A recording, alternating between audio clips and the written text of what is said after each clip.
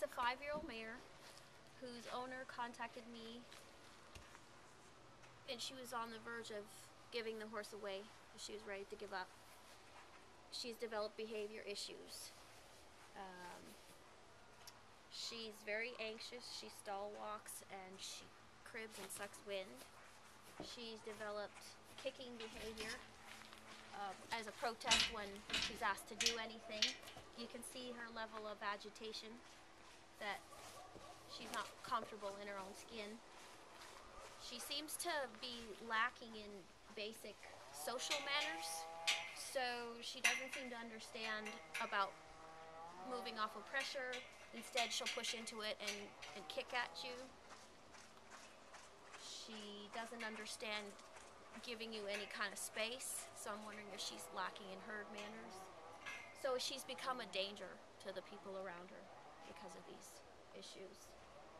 And so what are you going to be working on with her, Kelly? So we began right here in something as simple as, can she wait for me to walk out of the stall? She just is in a hurry to get anywhere, even though she has no idea where she's going or why. She's just in a big fat hurry to get there. So she wants to rush off all the time. She doesn't have any clue to look to the human as the leader, as the herd leader. She just rushes. Everything's a big rush, but she has no purpose and nowhere to go. So we're going to take her energy and her intelligence and her busyness, and we're going to give her a direction. So she can learn where to put her feet. She can learn to step out of this stall 1 foot at a time in a relaxed manner and wait for me to tell her where we're going to go. She can learn to walk beside me at a safe distance and not crowd. Those are just real simple manners that she should have been taught when she was very young. And I think as we address these simple basics that have somehow gotten lost, I don't really know much about her history, but if we can address those basics, the other pieces will start to fall back into place, and she'll be able to remember her other lessons. She has been ridden under saddle, my understanding, but at this point, she's so scattered and all over the place that you can barely just lead her from point A to point B. So you're going to take her out of the stall, and we're going to go down to the round pen for a few minutes. Yeah. Okay. We'll address some of this before we even leave, because you want to set up the relationship from minute 1. It's not okay to just deal with this frantic behavior until you get where you're going to train. Training begins the moment you put your hands on the animal. So she actually needs the security and the leadership starting right from the second I begin to interact with her. So that's more training, and that's what she needs going forward. Whoever's going to be handling her is giving her clear direction all the time, not just when we get to the arena or when we get to the round pen. It starts now. So you'll see me asking her for little yeses, little places where she can cooperate and where she can win and where she can feel right. I don't want to be always picking on her that she's wrong. So we're going to make her right as many times as we possibly can so she feels good in her skin. Okay? Okay. So I'm just going to keep it on while you do your thing.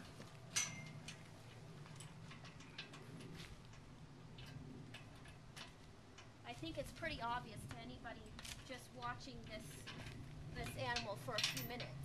It's pretty obvious that she doesn't feel very good in her own skin.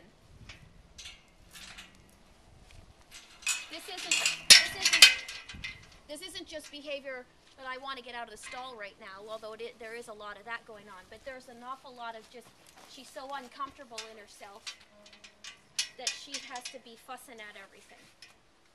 Now one of the complaints I was advised of, note that little action of respect there where she backed out. She's already got my number. She understands that I'm not going to put up with any of this pushy stuff. One of the complaints was that she keeps barging through the gate. So that was the first thing we addressed, is that you wait for me, you don't barge through the gate. So now she gave a little sign of respect there where she backed up and waited for me, and there she just gave another little sign of respect where she dropped her nose into the halter. The first day I met her, there was none of that. She was all on top of me, knocking me with her head. There you see some of that. Kicking. And how many times have you worked with her? Twice. Just twice. So then I don't use the gait as a way of stopping a horse. I'm going to work with her mind. So she can make a decision. She can make a decision to wait for me, or she can make a decision to charge out the gate. But you don't have to use a physical barrier. You shouldn't have to. You can use the mental training where she can learn to be responsible for herself. So this is, if you observe, there's a struggle here because there's a horse going by, and in her mind, she's really wanting to be with that other horse. She's not connected to me. We've made some little small breakthroughs as you saw there, but she's not connected. She really wants to be with the other horses. So that was that draw that was sucking her out the gate. I'm looking for a sign of her relaxing and accepting this invisible barrier. There's a good sign. But then she had to take a step. Mm-hmm. She says, "What? I was good. I can do it now."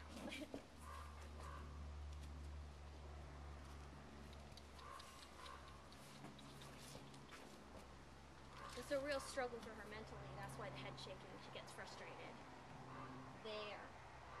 Quiet. Relaxed. Not poking me. There. This is a good sign.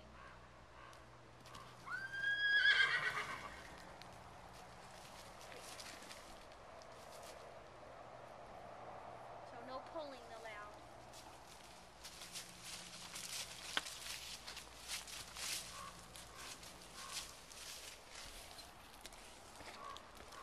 So she evades being with me by turning her head away.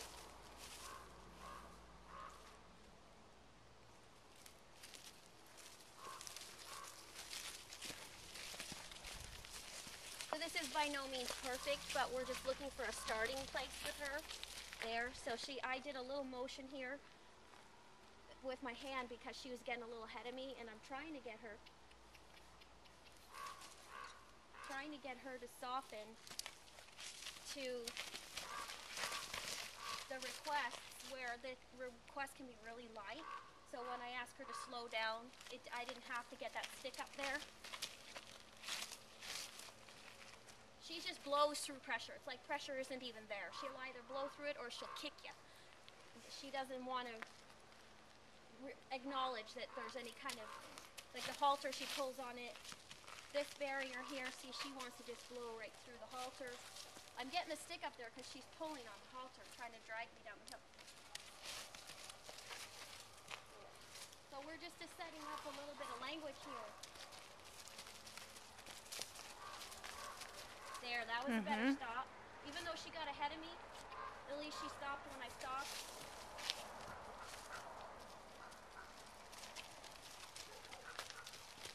See the head going down? So we're seeing that as she starts to accept this leadership, she gets more relaxed. If I had just taken her out and not helped her, she would have been all high-headed and running around in circles. So because this horse is a forwardaholic and in such a rush,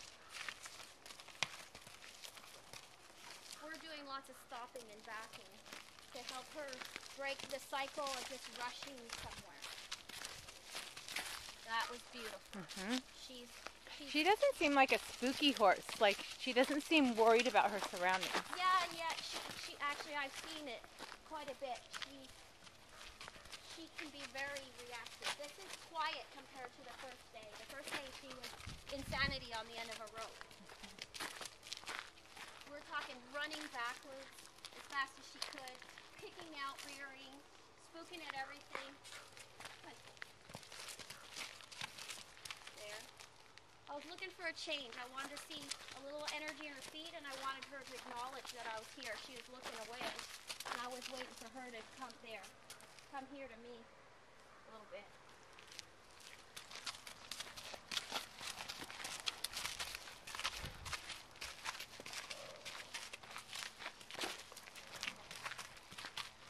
Good girl. Now she's blowing. See, there's the spooky. Mm-hmm. A little bit of that spooky.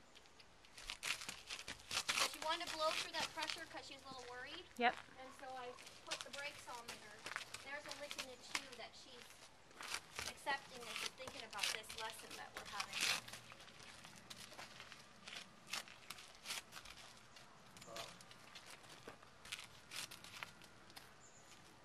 So there's that go-y, you know, forwardaholic where she has to move even though she has nowhere to go. She just had to go anyway. This is so much better than the first day. The first day I had to keep a stick up here and keep tapping her off on me, and now she's got it. I don't think she's going to be that hard to get through to, but I think she's going to need a lot of repetition till she feels secure. She gets it, but she doesn't feel secure all the time. So she keeps leaving mentally and emotionally. She's leaving.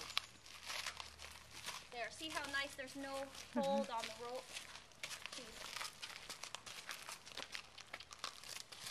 She's following a feel, she's following with there, following with me. Even though she's a little worried about stuff over here. Good girl. She's staying off of me. So this is a different horse than even last night I had to really work at this the second time we were over.